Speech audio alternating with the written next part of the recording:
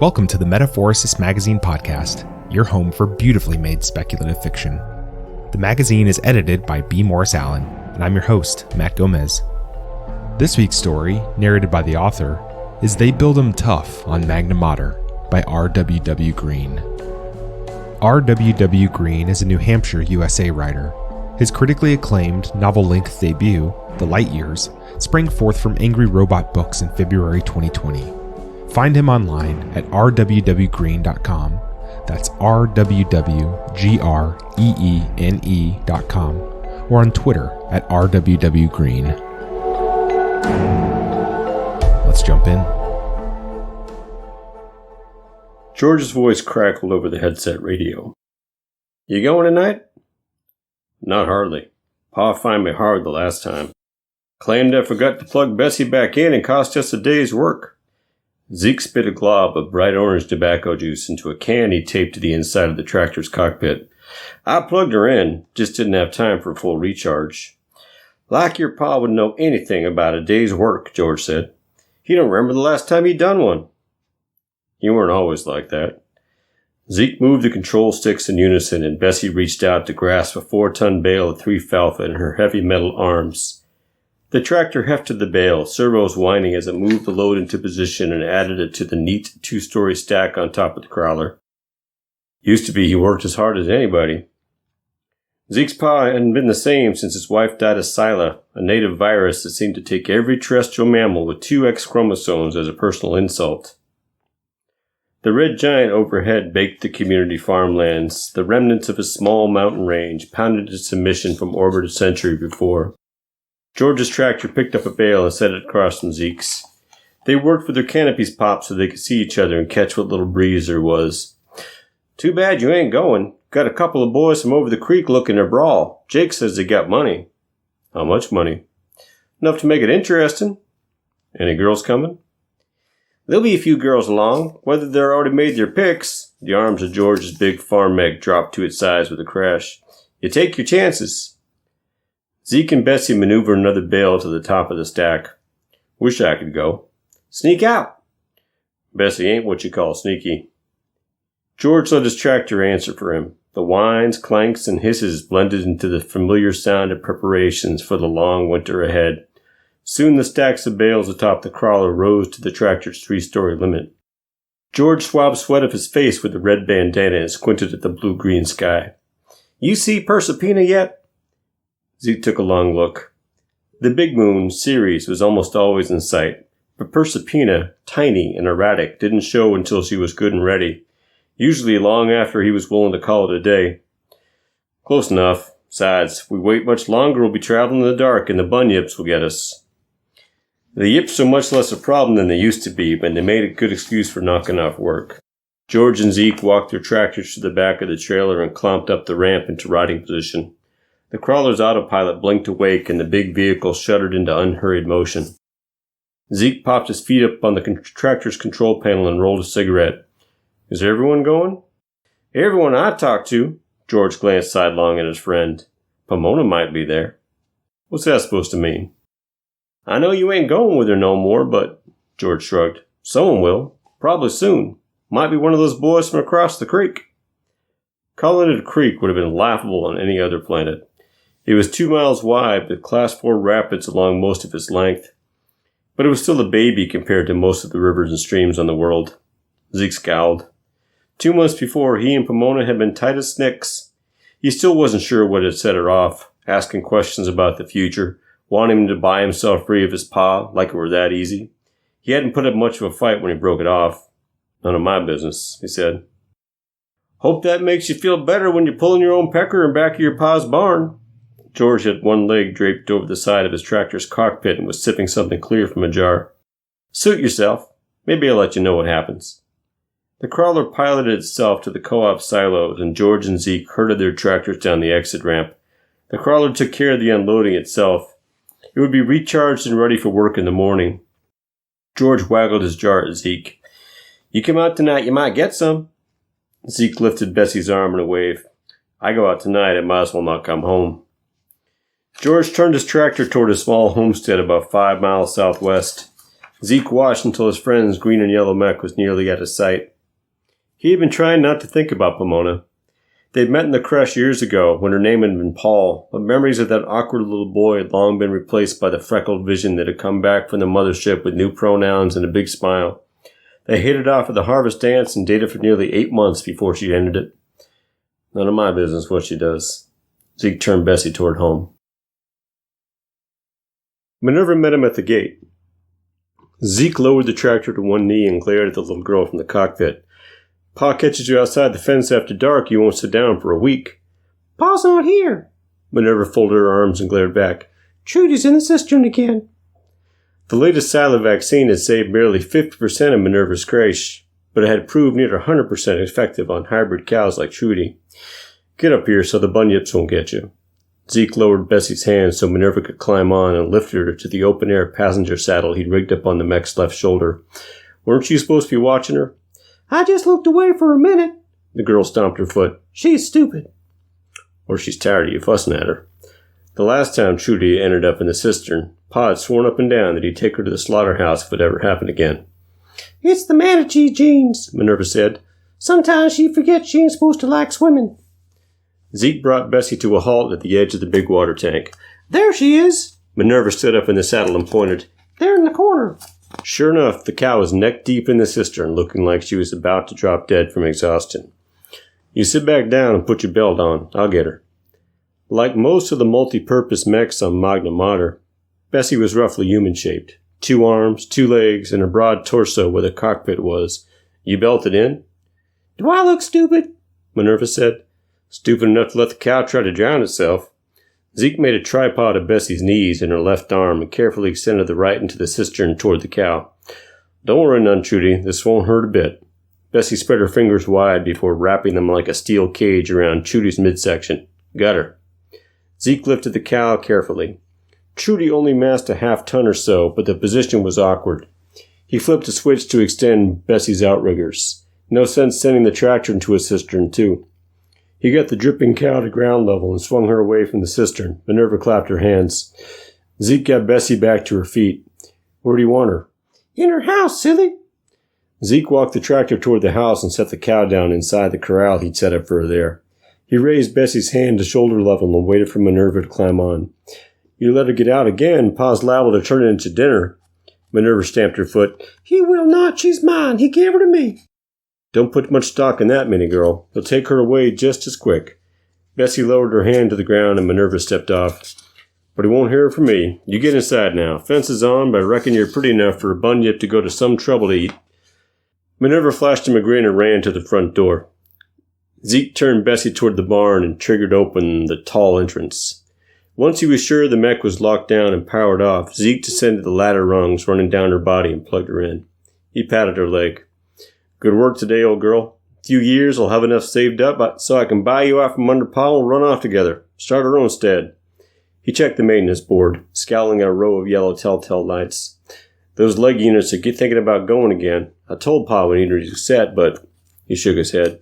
I'll climb in there and see what I can do about it in the morning. He left the barn and took a look around the family compound. The lights at the top of the old silo were even closer to the ground than yesterday, creeping lower and lower as the structure listed. Pa kept saying he was going to take it down, but hadn't gotten around to it. Taken down neat, there'd be plenty of salvage, but letting it crash to the ground would likely bust open the shell and ruin the works inside. Zeke continued up the path to the house. Where's Pa? He said, careful not to let the screen door slam behind him. Up to the hollow with Uncle Pranav. Tim, the youngest of Zeke's 6 brothers, was at the kitchen table doing his homework. Said he won't be back till late. Late morning, most likely. Uncle Pranav ran a distillery in the hollow, and Pa went up a few times a month to help out, and he'd be back close to noon, stinking and aching, his fancy new tractor hauling him home on autopilot. Minerva come through here? Went up to her bedroom. She was swearing a streak at that cow of hers. You get her out? Don't tell Pa she fell in again. Zeke took a seat and inspected the auto cooker in the center of the table. Soup again. Where are the rest of the young'uns? Everyone's inside, Mom. Don't get your skirt in a knot. Zeke cuffed his brother in the back of his head, barely mussing his hair. I had a skirt to give it to you, close as you'll ever get to a girl. He pulled a bowl out of the stack and filled it with a nondescript soup. What you working on? Calculus? It's pretty easy. Never got to it. Zeke spooned soup into his mouth, dropped out the year before I would have. Why do I have to stay in then? I hate school. I'm the eldest, and it's my job to help Pa run the farm, Zeke said. Your job is to get good grades and do something better with your life. Be a freighter captain, maybe. Or a doctor. What if I want to be a farmer? It's hard work, little man. The tractors don't come cheap. I can do it. You can, but you don't have to. Get your learning in and move to the city. Zeke shoved his bowl into the recycler and stood up. I'm going up to bed. Zeke showered, then climbed the narrow stairs to the second floor and the ladder that led to his little room in the attic.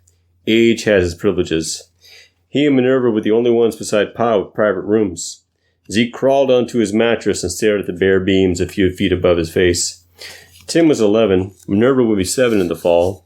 In another 8 or 9 years, she'd start getting marriage proposals and offers for eggs.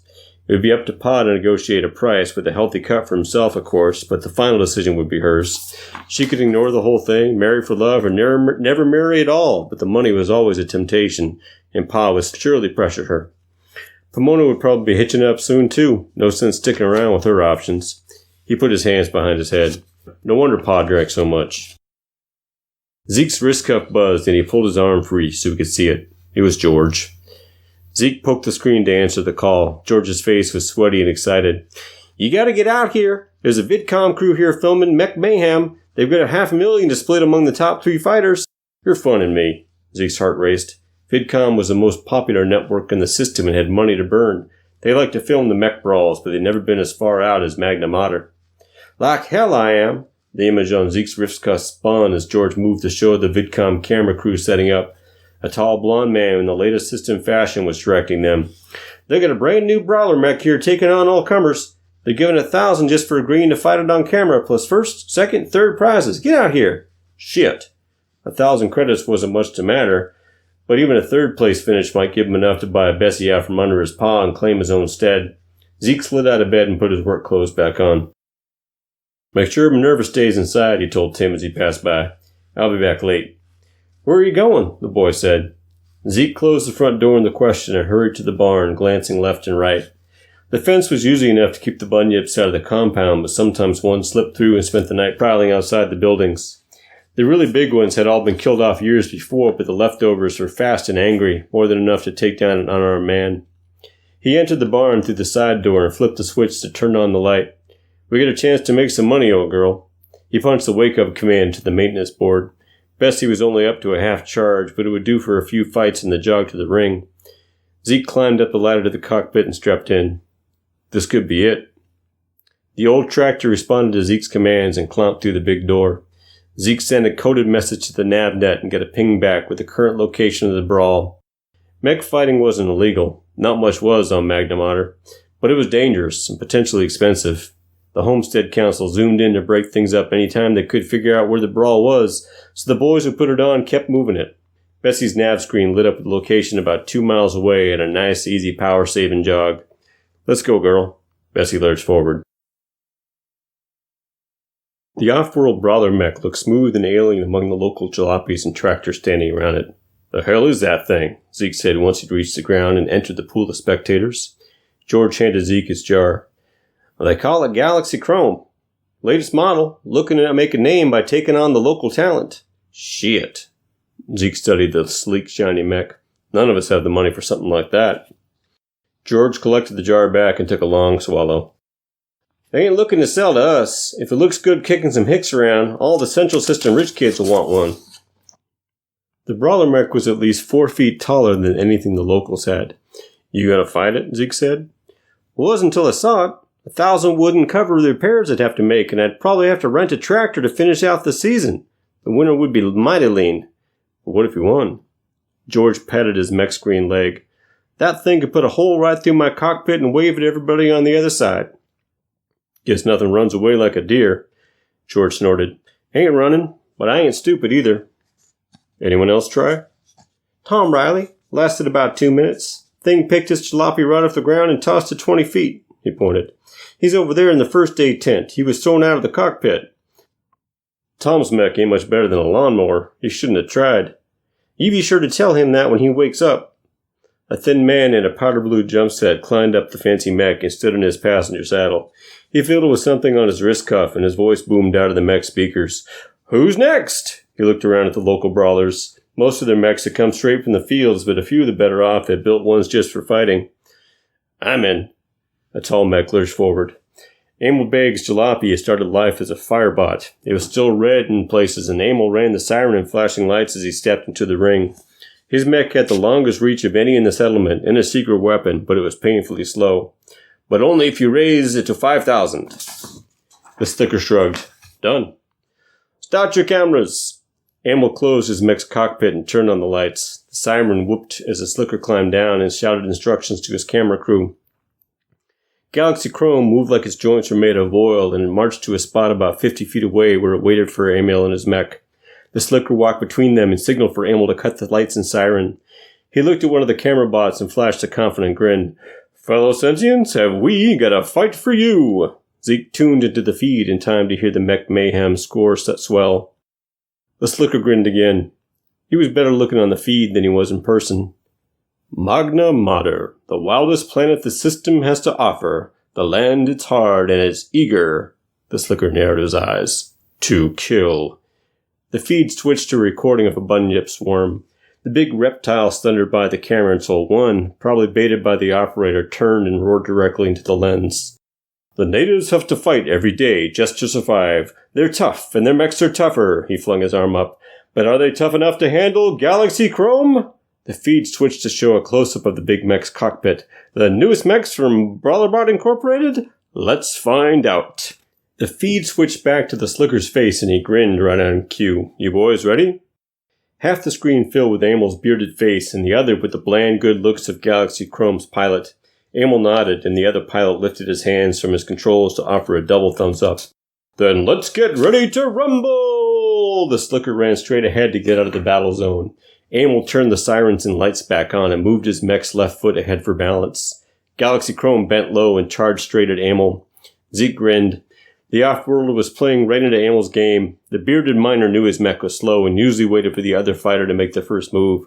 The Jalopy crouched and raised his arms to meet the charge. Chrome closed the distance fast, the ground shuddering with every running step. Zeke knew the move Emil was about to make. Most of the brawlers on Magna Mater did, but there was no way the off-worlder would. This was going to be good. The rockets mounted on the fire mech's wrist roared into life, and his big red fist shot forward and kept going, trailing steel cables. The arms on Emil's mech could extend 70 yards in less than 2 seconds, part of its rapid rescue package. Emil called it his telescope punch, and it was usually enough to take out an unwary opponent.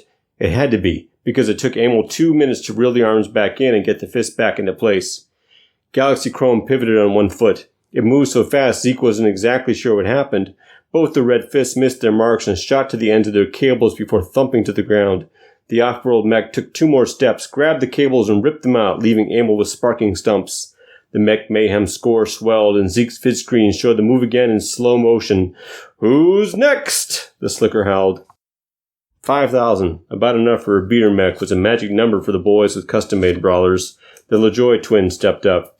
But they piloted their Jalopy, a souped-up construction machine, as a duo. Galaxy Chrome ripped it right in half, spilling the LaJoys to the ground in a shower of sparks and jagged metal. If he were lucky, Trevor LaJoy would keep his right arm. The brawl continued, and broken mechs piled up on the sides of the field. The Slicker threw his arms in the air as Galaxy Chrome's latest victim was hauled away. You gotta fight him, George said. You're the only one who stands a chance. Zeke shook his head. Not even. You saw what he did to the twins. You're better than they are, George said. You're better than all of us. Not good enough, Zeke said. That thing's taken out 7 brawlers without getting a scratch. We're raising the ante, the Slicker announced. 10,000 just for stepping in the ring with the mighty Galaxy Chrome. George swore. They must be taking orders for those things right and left. Zeke's head swam. 10,000 was a lot of money. Half again what it would cost to buy Bessie away from Pa. Enough to file for a small stead. He raised his hand. I'm in. We'll fight. Zeke unplugged Bessie from the network's big generator. The forced charge wasn't good for the tractor's batteries, but he needed them as close to full as possible to have any hope of keeping up with Galaxy Chrome. The Slicker put his hand on Zeke's back. You ready? If the money's still good. The money's fine. We'll drop it into your account as soon as the cameras start rolling, win or lose. Make sure to keep the prize money ready, too. I'm taking your pretty bot down, Zeke said. You ready, girl? Bessie couldn't answer, but it seemed like she moved a little quicker whenever she was in the ring, responded better to the controls like she enjoyed fighting. The Slicker stepped between the two mechs and raised his arms in the air. Sentience, I am proud to present the next fight of the night. The mighty Galaxy Chrome in fighting for the honor of Magna martyr Zeke Liu and his battling Bessie. VidCom graphic enhancements made it seem like an audience of thousands surrounded the ring, baying for blood and twisted metal. In reality, a few dozen farmers, miners, and builders yelled themselves hoarse and made as much noise as they could. Bessie pounded the hammer side of her right fist into the cup of her palm, banging her own war drum. The local mechs left standing picked up the beat, and the field echoed with a clash of steel on hardened steel. The Slicker signaled for silence, and the beat tapered off. You boys ready? Zeke nodded, knowing his face would be on millions of screens around the system. The pilot of the off-world mech shrugged and pretended to yawn. The comm unit in Bessie's cockpit started to life. Zeke! Tim hollered through it. Minerva's outside the fence. She's gone after that fool cow again. On the opposite side of the control panel, a red light started flashing and a siren howled. A bunyip swarm alert. Everyone in town would be getting the same signal and securing their steads in response. Let's get ready to... the Slicker began. What do you want me to do? Tim sounded breathless. Shit. Zeke put Bessie in motion, using the newly charged battery to bring her up to speed. The entire VidCom audience, millions of sentients on dozens of planets, watched him flee the ring. I'm on my way. Zeke jumped Bessie over a ravine. You stay put and keep the other young'uns inside, he told Tim via the comm. The mech's worn leg servo sent her telltales flickering into the red zone as she landed on the other side. I'm going to find our little sister and skin her alive. If the bunyips don't beat me to it. Minerva had barely started walking the last time the monsters went on the move. 3 or 4 times in a generation the yips spawned, moving across the land to a new river or stream, killing and eating everything in their path. Smart people get out of the way. Navnet was predicting the swarm would be going through the biggest cluster of steads, right past the one claimed by Zeke's pa.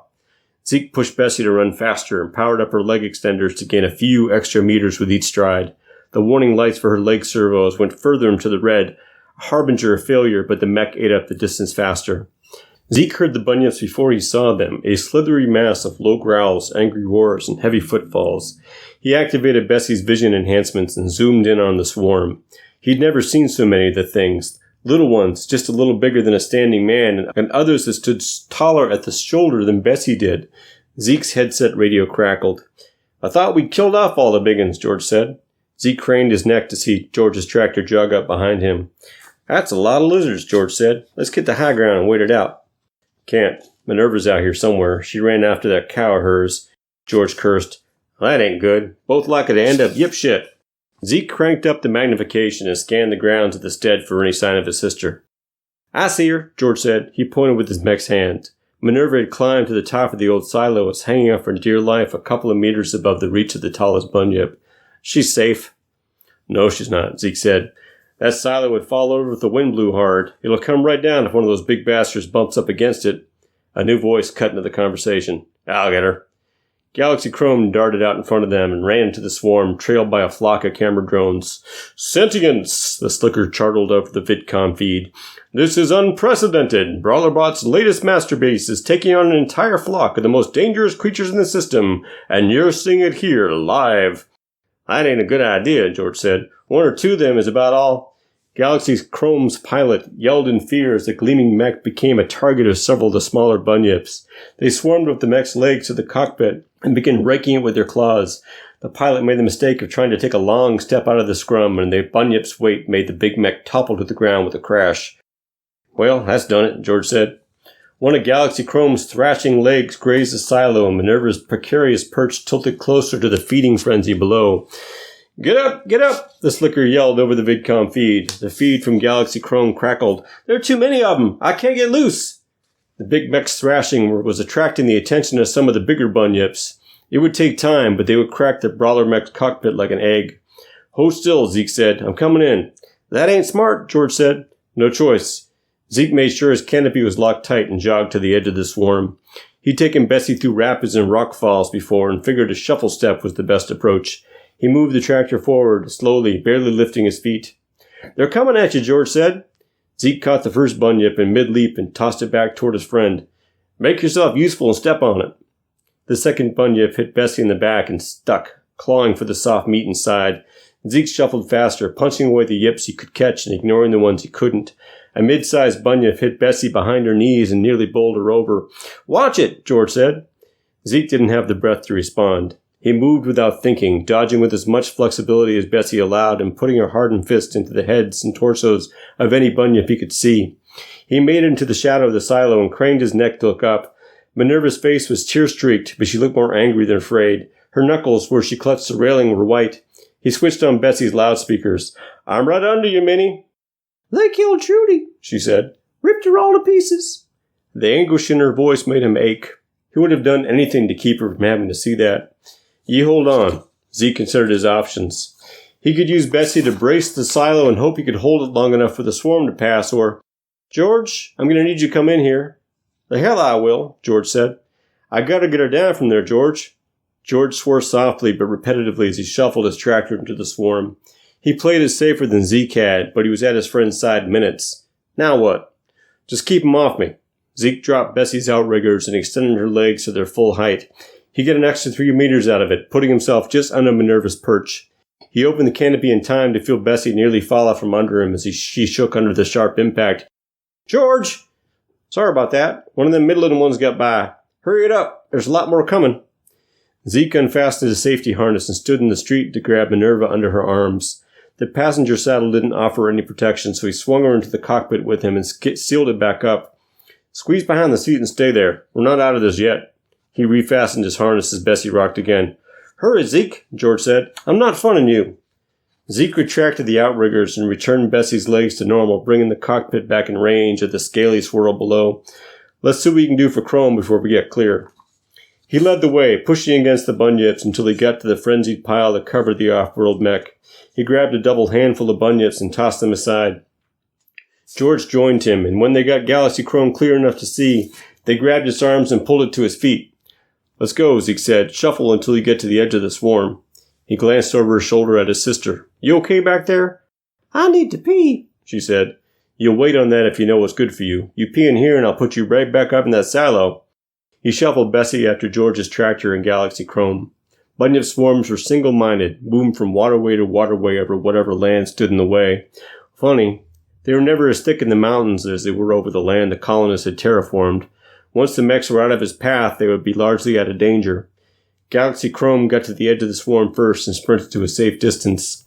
The big mech was a mess, its hull battered and dented, shiny finish dulled and gouged by the bunyip's claws, pieces of its decorative superstructure torn away and left behind. "Look!" George's warning ended in a blast of static as his green and yellow mech tumbled sideways into the swarm. The biggest bunyip Zeke had ever seen roared and gave chase, knocking smaller yips aside like puppies. "George!" Zeke turned Bessie around and pushed back into the swarm in pursuit of the giant bunyip. The others had cleared off, letting the big yip claim his prey. One of the green tractor's arms had come away in the tumble, and his left leg was twisted underneath it. "Get out of here, Zeke," George broadcast. "It ain't no use both of us getting killed." Bessie muckled onto the big yip's tail with both hands, halting his teeth and claws meters away from the damaged tractor. The bunyip dug in his claws and lunged forward. Zeke extended Bessie's outriggers again and held on, trying to ignore the flashing red lights, warning of leg servo failure. The yip turned to get his teeth around for an attack on Bessie's hands and legs, but his spine wasn't flexible enough. Bessie hauled up, extending her arms and lifting the yip's hindquarters off the ground by its tail. The scaly creature whipped its head wildly, snapping at anything it could reach. Bessie shuddered and pitched with every shift in weight. "What's happening?" Minerva said. "You just hang on, mini girl." Zeke gritted his teeth and fought to keep Bessie upright. If she toppled, if the leg servos failed, the bunyip would be on him in seconds, and he had no illusions how the test of claws and teeth versus the old mech's hull would go. If he had a hand free, he could put a hardened fist right through the yip's skull, but he didn't dare let go of the tail for even a second. An alarm squalled as the leg servo warning lights went solid red. Bessie's left leg buckled and she started to topple. Zeke fought to keep her up by hopping on the right leg, but the mech wasn't built for it, and the weight of the bunyip pulled it to the ground. Zeke's teeth came together hard at the impact, and he tasted blood. Minerva screamed. He reached into the seat pocket for his sidearm, but the little gun would be of little use against an enraged yip. Minerva might go unnoticed behind the seat, her scent hidden by the odor of his own spilled blood. He flicked off the gun's safety. The big yip charged. "You son of a bitch," he said. His teeth were a foot away from the cockpit window when a steel fist struck, crashing into the top of the Yip's skull and driving his bottom jaw into the dirt. Galaxy Chrome pulled his fist out of the Bunyip's cranium and grabbed Bessie by the leg. He hauled her over to George's wreck and grabbed her by the shoulder. Then step by shuffling step, Galaxy Chrome pulled both tractors to safety in front of the largest viewing audience in VidCom history. It took another 4 hours for the swarm to pass. George shared his jar of hooch with the off-worlder while they watched. Zeke waved the jar away, more concerned with getting Minerva to stop fussing about Trudy. I'm going to kill all of them, she said. Her face was streaked with tears, tiny fists balled up like rods. Hush, Minnie, Zeke said. Leave them be. They'll leave you be. Trudy was just too dumb for her own good. And too tasty. Maybe breeding cows wasn't such a good idea. The Yips had no interest at all in 3-Alpha. Later, neighbors helped him move Bessie to her maintenance cradle in the barn and gave George and his wreck a ride home. The check VidCom gave George for rights to the video and a personal endorsement of Brawlerbot's new mech put a grin on George's face that lasted all the way to his pillow, which he shared that night with Brian Lance, Galaxy Chrome's handsome pilot. Zeke tucked Minerva in, commiserated with her son about the cow, and went out to the barn to see Bessie. She had several more gouges and dents, some deep scratches, but she'd already carried a fair share of them. Her frame looked okay in spite of the hard fall. Zeke winced when he ran a diagnostic on her legs. Most everything in there was going to need an overhaul before she could work again, and he'd taken months off her battery's life with that forced charge. He was going to catch hell from his pa. Sober, Pa would rage. Drunk, he'd rage and maybe throw hands. Later, he cooled down some and billed Zeke for the cost of the repairs and asked the Statters Union to levy a fine. It would wipe out everything Zeke had saved and then some. Or it would have. Zeke used his wrist cuff to check his new bank balance. His own check from VidCom had given him enough in one haul to fix Bessie up, buy her off from under his paw, pay his fine, and set up a nice little stead of his own. In a season or two, he could petition the union for custody of the young'uns, give them a better living environment, and maybe a few more life options. Hell, he might even give Pomona a call and ask her if she'd seen him on VidCom. He had some answers to her questions about the future now. In the testimonial the Slicker had recorded, both Zeke and George had gasped on and on about how great the off-world mech was, how rugged and fast. Zeke, at least, had been lying through his teeth. He wouldn't take one of the new bots if they offered it to him for free. He looked up and down Bessie again, older than him by at least 20 years and not a shiny spot in sight. He patted the big mech's leg. They can do what they want with the video, he said, but we both know who the toughest mech in the system is, girl. Bessie didn't answer. She never did, but he heard her loud and clear. They build him tough on Magna Mater. That was They Build 'Em Tough on Magna Mater by R.W.W. Greene. Thanks for listening. If you'd like to read or listen to more speculative fiction, visit us online at magazine.metaphorosis.com or on Twitter at MetaphorisisMag.